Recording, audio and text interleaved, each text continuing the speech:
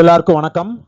Morning வீடியோவில் ஒரு சில கம்பெனிஸோட Q4 ரிசல்ட்ஸை வந்து நாம் டிஸ்கஸ் பண்ணியிருந்தோம். இந்த வீடியோவில் அந்த ரிசல்ட்ஸ் அந்த ஷேர்ஸை வந்து எப்படி வந்து பாதிச்சிருக்கு, வேறு சில கம்பெனிஸோட ரிசல்ட்ஸ் எல்லாமே வந்திருக்கு, அதெல்லாம் எப்படி இருக்குது அப்படிங்கிறத பற்றி தான் டீட்டெயிலாக வந்து பார்க்க போகிறோம். அதெல்லாம் பார்க்குறதுக்கு முன்னாடி இன்றைக்கி மார்க்கெட் எப்படி பர்ஃபார்ம் பண்ணியிருக்கு அப்படிங்கிறத டச்சப் பண்ணிட்டு போயிடலாம்.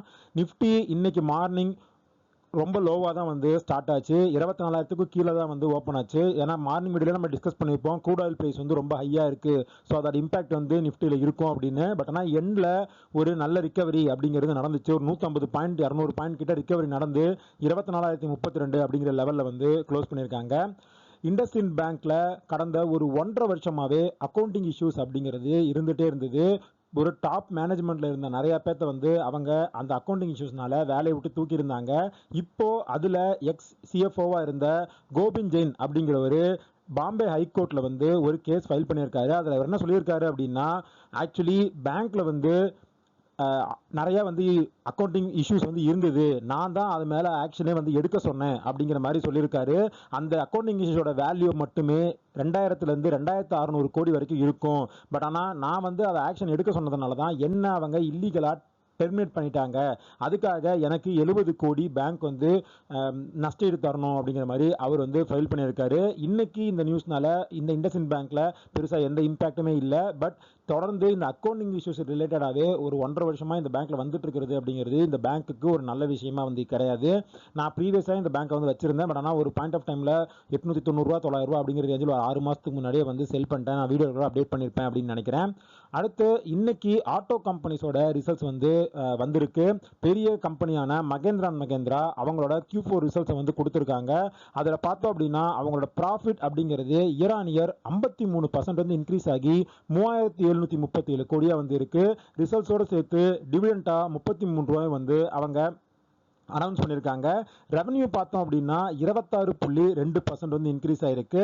அதே சமயத்தில் மார்ஜின் பார்த்தோம் அப்படின்னா ப்ராஃபிட் மார்ஜின் 14.9%லேருந்து 14.1% வந்து குறைஞ்சிருக்கு. அதுக்கான காரணம் என்ன சொல்லியிருக்காங்க அப்படின்னா, ரா மெட்டீரியல் சார்ஜஸ் எல்லாமே வந்து அதிகமானதுனால ப்ராஃபிட் மார்ஜின் வந்து குறைஞ்சிருக்கு அப்படிங்கிற மாதிரி சொல்லியிருக்காங்க. பட் ப்ராஃபிட் வைஸ் பார்த்தோம் அப்படின்னா இது வந்து ஒரு சூப்பரான ரிசல்ட் அப்படின்னே சொல்லலாம். ஸோ இன்னைக்கு இந்த ஷேர் இதனால் 1.5% கிட்ட அப்பா இருந்தது.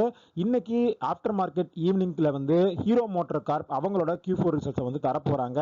மார்க்கெட் என்ன எக்ஸ்பெக்ட் பண்ணுது அப்படின்னா, ரெவன்யூ 25லேருந்து 28% வரைக்கும் இன்க்ரீஸ் ஆயிருக்கும், ப்ராஃபிட் வந்து 30% வரைக்கும் இன்க்ரீஸ் ஆயிருக்கும் அப்படிங்கிற மாதிரி எக்ஸ்பெக்ட் பண்றாங்க. எப்படி மகேந்திரா வந்து அவங்களோட மார்ஜின்ல அடி வாங்கினாங்களோ அதே வந்து ஹீரோ மோட்டார் கார்ப்பும் பண்றதுக்கான வாய்ப்பு இருக்கு.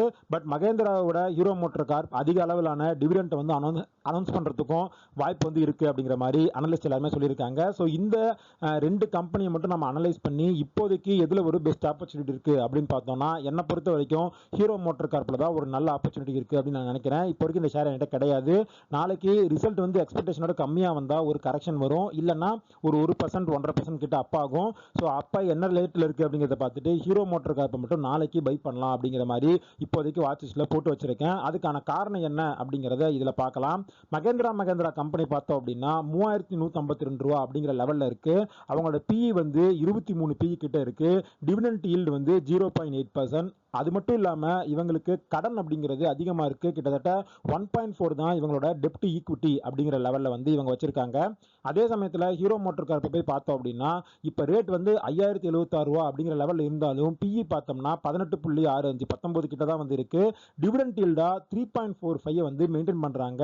ஸோ இந்த காரணங்களால ஹீரோ மோட்டார் கார்ப் கொஞ்சம் அண்டர் வேல்யூடாக இருக்குது அப்படின்னு நான் நினைக்கிறேன். நாளைக்கு ரிசல்ட்ஸ் எப்படி வருது, அதனால் மார்க்கெட்டில் எப்படி அது ரியாக்ட் பண்ணுது அப்படிங்கிறத பொறுத்து நான் கன்சிடர் பண்ணுறேன்னா இல்லையாங்கிறத வீடியோவில் வந்து நான் அப்டேட் பண்ணுறேன். அடுத்து இன்னைக்கு மார்னிங் வீடியோவில் நாம் என்னென்ன ஷேர்ஸோட ரிசல்ட்ஸை வந்து டிஸ்கஸ் பண்ணமோ அந்த ஷேர்ஸில் எப்படி பர்ஃபார்ம் பண்ணியிருக்கு அப்படிங்கிறத பார்க்கலாம். ஜோதி லேப்ஸோட ரிசல்ட்ஸை பற்றி பார்த்துருந்தோம். ரிசல்ட்ஸ் வந்து கொஞ்சம் மோசமாக தான் கொடுத்துருந்தாங்க. இன்னைக்கு ஷேர் வந்து காலையில் நல்லாவே ஃபால் ஆச்சு, அதுக்கப்புறம் கொஞ்சம் ஒரு ரிகவரி அப்படிங்கிறது இருந்தது. இன்னைக்கு நான் வந்து ஜோதி லேப் ஷேரை ஒரு சில குவான்டிட்டிஸ் வந்து கன்சிடர் பண்ணியிருந்தேன். அடுத்து டாடா டெக்னாலஜிஸ் லாஸ்ட் குவார்ட்டரோட கம்பேர் பண்ணும்போது ப்ராஃபிட் நல்லாவே ஏறி இருந்தது. ஸோ அதனால் இன்னைக்கு ஒரு 8% கிட்ட அப்பாகி தான் வந்து மார்னிங் ஓப்பன் ஆச்சு. அங்கேருந்து கொஞ்சம் குறைஞ்சி 5% அப்பில் ஷேர் வந்து க்ளோஸ் ஆயிருக்கு. பட் இதில் வேல்யூவேஷன் அப்படிங்கிறது ரொம்ப அதிகமாக இருக்குது. ஸோ அதனால் டாடா டெக்னாலஜி இன்றைக்கி நான் வந்து கன்சிடர் பண்ணலை. அடுத்து மணப்புரமும் வந்து ப்ராஃபிட்டாக ஆயிருக்காங்க. லாஸ்ட் இயர் இதே Q4ல நெகட்டிவ் லாஸ்ல இருந்தவங்க இப்போ 405 கோடி வந்து ப்ராஃபிட் பண்ணியிருக்காங்க.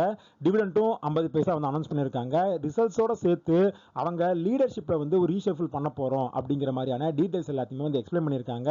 இதனால் இன்னைக்கு மார்க்கெட்டில் ஷேர் வந்து கிட்டத்தட்ட ஒரு 1% அப்பாகி ரன் ஆகிட்டு இருந்தது. பட் வேல்யூவேஷனாக பார்த்தோம்னா அதிகமாக இருந்ததுனால நான் வந்து இன்னைக்கு மணப்புரம் ஃபினான்ஸை கன்சிடர் பண்ணல. அதே சமயத்தில் பெட்ரோநெட் எல்என்ஜி இந்த ரீசெண்டாக நடந்த எல்பிஜி ஷார்ட்டேஜ் இஷ்யூஸில் வந்து பெட்ரோநெட் எல்என்ஜி வந்து பயங்கரமாக வந்து அடி வாங்கியிருந்தது. ஆனால் இப்போ ரிசல்ட்ஸுமே நல்லா இருந்தது. அதே மாதிரி டிவிடெண்ட் வந்து அனௌன்ஸ் பண்ணியிருந்தாங்க.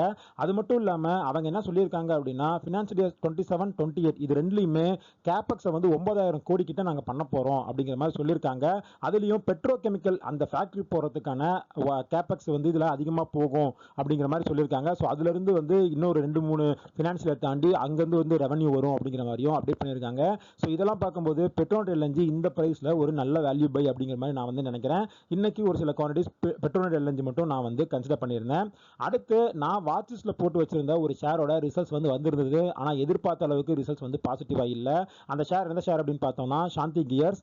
இவங்களோட ரெவன்யூ பார்த்தோம் அப்படின்னா இந்த Q4ல 135 கோடியா இருக்கு. இதுவே லாஸ்ட் இயர் இதே குவார்டர்ல 153 கோடி வந்து அவங்க ரெவன்யூ பண்ணியிருந்தாங்க. ஓவராலாக ஃபினான்ஷியல் இயர் 26 எடுத்து பார்த்தோம் அப்படின்னா 518 கோடி ரெவன்யூ பண்ணியிருக்காங்க. இது லாஸ்ட் இயரோட கம்பேர் பண்ணும்போது 14% வந்து கம்மியாக வந்திருக்கு. அதே தான் ப்ராஃபிட்லையும் நடந்திருக்கு. இந்த குவார்ட்டரில் 21 கோடி அவங்க ப்ராஃபிட் பண்ணியிருக்காங்க. இது லாஸ்ட் இயர் இதே Q4ல 31 கோடியாக இருந்தது. ஓவராலாக இந்த ஃபினான்ஷியல் இயரில் 102 கோடி தான் வந்து இவங்க ப்ராஃபிட் பண்ணியிருக்காங்க. ப்ராஃபிட் வந்து லாஸ்டோட கம்பேர் பண்ணும்போது 21% வந்து டவுன் ஆயிருக்கு. இன்னைக்கு இந்த ரிசல்ட்ஸ்னால ஷேர் வந்து 5% கிட்ட டவுன் ஆயிருந்தது. பட் இருந்தாலும் பிஇ வந்து 40க்கு மேலே இருக்கு. இப்போதைக்கு எந்த ஆப்பர்ச்சுனிட்டி இதில் வந்து இருக்கிறதா நான் வந்து பார்க்கல. இன்னும் கொஞ்சம் கரெக்ட் ஆகி 400 ரூபாய்க்கு கீழே வந்துச்சு, பிஇ வந்து கொஞ்சம் அஃபோர்டபுளாக இருந்துச்சு அப்படின்னா அப்போ வந்து கன்சிடர் பண்ணலாம். இப்போதைக்கு இந்த ஷேரை நான் வந்து இன்னும் வாட்சஸ்லேயே தான் வச்சிருக்கேன். கம்பெனியாக பார்த்தா நல்ல கம்பெனி, முருகப்பா குரூப் அவங்களோட கம்பெனி. ஸோ அதனால் குவாலிட்டி அந்த விஷயத்துல எந்த பிரச்சனையுமே இல்லை. இப்போதைக்கு ரிசல்ட்ஸ் வந்து கொஞ்சம் மோசமாக இருக்குது அப்படிங்கிறதுனால வாட்ச் லிஸ்ட்டில் வந்து நான் வந்து போட்டு வச்சிருக்கேன். அடுத்து கம்பெனி சைடு ரிசல்ட்ஸ் எல்லாமே பார்த்தாச்சு. ஓவரால் எக்கானமி வந்து எப்படி ரன் ஆகிட்டு இருக்கு அப்படிங்கிறதுக்கான டேட்டா இண்டிகேட்டர்ஸ் எல்லாத்தையும் பார்த்துடலாம். இன்னைக்கு ரூபா வந்து ரெக்கார்ட் லோவில் தான் வந்து ஸ்டார்ட் ஆயாச்சு. ஒரு பாயிண்ட் ஆஃப் டைமில் 95.6 கிட்ட வந்து போயிருந்தது. இப்போ 95.31 அப்படிங்கிற லெவலில் வந்து ரூபா வந்து இருக்கு. அதுக்கான காரணம் க்ரூட் ஆயில் பிரைஸ் வந்து அதிகமாக ரூபா மேலே ப்ரெஷர் அப்படிங்கிறது மவுண்ட் ஆகிட்டே இருக்கு. யூபிஎஸ் வந்து என்ன சொல்லியிருக்காங்க அப்படின்னா ரூபா இந்த ஃபினான்ஷியல் 27ல 96 ரூபா வரைக்கும் போகிறதுக்கான வாய்ப்பு இருக்குது டாலருக்கு அகேன்ஸ்டா அப்படிங்கிற மாதிரி சொல்லியிருக்காங்க. அது நடந்துச்சு அப்படின்னா ஜிடிபி growth வந்து 0.5% குறையும் அப்படிங்கிற மாதிரியும் அவங்க அப்டேட் பண்ணியிருக்காங்க. ஸோ இது எல்லாமே ஒட்டுமொத்தமாக பொருளாதாரத்தை பாதிக்கிறதுக்கான வாய்ப்பு அப்படிங்கிறது அதிகமாக இருக்குது. ஓவராலாக ஜிடிபி குறைஞ்சிது அப்படின்னா கம்பெனிஸோட ரெவன்யூ வந்து குறையும், ஏர்னிங்ஸ் குறைய மார்க்கெட் இன்னமும் வந்து காஸ்ட்லி ஆகும். ஸோ செல் ஆஃப் வந்து எஃப்ஐஐ சைடில் அதிகமாக வரதுக்கான வாய்ப்பு அப்படிங்கிறது இருக்குது. அதே சமயம் இந்த ரூபாவோட ஸ்லைடை வந்து தடுக்கிறதுக்காக ஆர்பிஐ வந்து ஒரு சில மெஷர்ஸை வந்து ஒர்க் பண்ணிட்டு இருக்காங்க அப்படிங்கிற மாதிரி நியூஸ் வந்து கொடுத்துருக்காங்க. அடுத்து இந்த ஜான் டு மார்ச் 2026ல மார்க்கெட்ல என்ன நடந்திருக்கு அப்படின்னு பார்த்தோம்னா இண்டிவிஜுவலா ஸ்டாக்கை வந்து ஹோல்ட் பண்ற ரீட்டைல் இன்வெஸ்டர்ஸும் ஹை நெட்வொர்த் இண்டிவிஜுவல்ஸும் சேர்ந்து அவங்களோட ஹோல்டிங் அப்படிங்கிறது 5 வருஷம் லோவை வந்து தொற்றுக்கு. வெறும் 9.1% தான் வந்து இந்த Q4ல அவங்களோட ஹோல்டிங் அப்படிங்கிறது இருக்கு. இது என்ன தெரியுது அப்படின்னா இண்டிவிஜுவலாக இன்வெஸ்ட் பண்ணிட்டு இருந்த நிறைய பேர் ஷேர்ஸை வந்து வித்துட்டு மார்க்கெட்டுக்கு வெளியே போறாங்க அப்படிங்கிற மாதிரி வந்து இருக்கு. அதே சமயத்தில் ஃபாரின் ஓனர்ஷிப்பும் பார்த்தோம்னா 14 வருஷம் லோவில் இருக்கு. ஸோ இண்டிவிஜுவலாக இன்வெஸ்ட் பண்றவங்களும் அவங்க வந்து கம்மியாக இருக்கு, ஃபாரின் இன்வெஸ்டர்ஸும் கம்மியாக இருக்கு. அதே சமயத்தில் மியூச்சுவல் ஃபண்ட் மூலமா வந்து இன்வெஸ்ட் பண்றது அப்படிங்கிறது புதிய ஹையை வந்து தொற்றுக்கு அப்படிங்கிற மாதிரி டேட்டா வந்து சொல்லுது.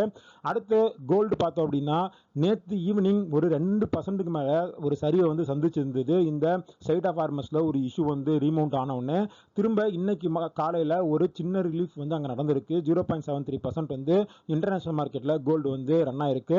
நாம சென்னையில் பார்த்தோம் அப்படின்னா ஆபரண தங்கம் 1 கிராம் 13,820 ரூபா அப்படிங்கிற லெவலில் இருக்கு. கோல்டு பீஸ் பார்த்தோம்னா 122 ரூபா அப்படிங்கிற லெவல்லே தான் ஹவர் ஆகிட்டு இருக்கு. 3 மாசமா இதே லெவலில் தான் இருக்கு. பெருசாக எந்த ரிட்டர்னும் வந்து கோல்டு பீஸில் 3 மாசத்துல வந்து கிடைக்கல. இந்த டைம்ல கோல்ட்ல எப்படி இன்வெஸ்ட் பண்றேன் அப்படின்னு பார்த்தோம்னா நான் வந்து கொஞ்சமா வந்து அக்குமுலேட் தான் பண்ணிட்டு இருக்கேன். பல்கா வந்து கோல்ட்ல நான் இன்வெஸ்ட் பண்ணல. ஏன்னா இந்த போர் வந்து எப்படி போகும், அதனால் இன்ஃப்ளேஷன் வந்து எவ்வளோ அதிகமாக வரும் அப்படிங்கிறத பொறுத்து தான் கோல்டோட ஃபியூச்சர் அப்படிங்கிறது இருக்குது. ஸோ வெயிட் பண்ணி இன்ஃப்ளேஷன் ஃபிகர்ஸ் அமெரிக்கா, இந்தியா இந்த மாதிரி இடத்துல எவ்வளோ வருது, அதுக்கு ஃபெட் என்ன மாதிரியான கமெண்ட்ரி வந்து கொடுக்குறாங்க அப்படிங்கிறத பொறுத்து வந்து பார்த்து தான் கோல்டில் இதை மாதிரியான பொசிஷன் வந்து எடுக்கணும் அப்படிங்கிற மாதிரி வந்து நம்ம முடிவு பண்ணணும். பட் இப்போதைக்கு அதெல்லாம் வந்து கொஞ்சம் அன்சர்டனிட்டி ஏரியாவாக இருக்கிறதுனால கொஞ்சம் கொஞ்சமாக அக்குமுலேட் பண்ணுறது அப்படிங்கிறத நான் வந்து பண்ணிகிட்டு இருக்கேன். ஸோ இதெல்லாம் தான் இன்னைக்கு மார்க்கெட்டில் முக்கியமான அப்டேட்ஸ். நாளைக்கு காலையில் ப்ரீ மார்க்கெட் வீடியோவில் ஹீரோ மோட்டர் கார்ப்போட ரிசல்ட்ஸ் வந்து எப்படி வந்திருக்கு, அது மட்டும் இல்லாமல் வேறு சில கம்பெனிஸோட ரிசல்ட்ஸ்லாம் வந்து எப்படி இருக்குது அப்படிங்கிறத டிஸ்கஸ் பண்ணலாம். இந்த வீடியோவில் நான் டிஸ்கஸ் பண்ண எல்லா விஷயங்களையுமே ஒரு இன்ஃபர்மேட்டிவ் பர்பஸ்க்கு தான். நீங்கள் இன்வெஸ்ட் பண்ணுறதுக்கு முன்னாடி பர்சனலாக ரிசர்ச் பண்ணுங்கள், ஒரு செபி ரிசர்ச் செக் பண்ணிவிட்டு அதுக்கப்புறம் இன்வெஸ்ட் பண்ணுங்கள். இந்த வீடியோ பிடிச்சிருந்தா அதில் லைக் பண்ணுங்கள், நம்ம சேனலை சப்ஸ்கிரைப் பண்ணுங்கள், உங்கள் ஃபேமிலி அண்ட் ஃப்ரெண்ட்ஸுக்கு நம்ம சேனலை வந்து பற்றி சொல்லுங்கள்.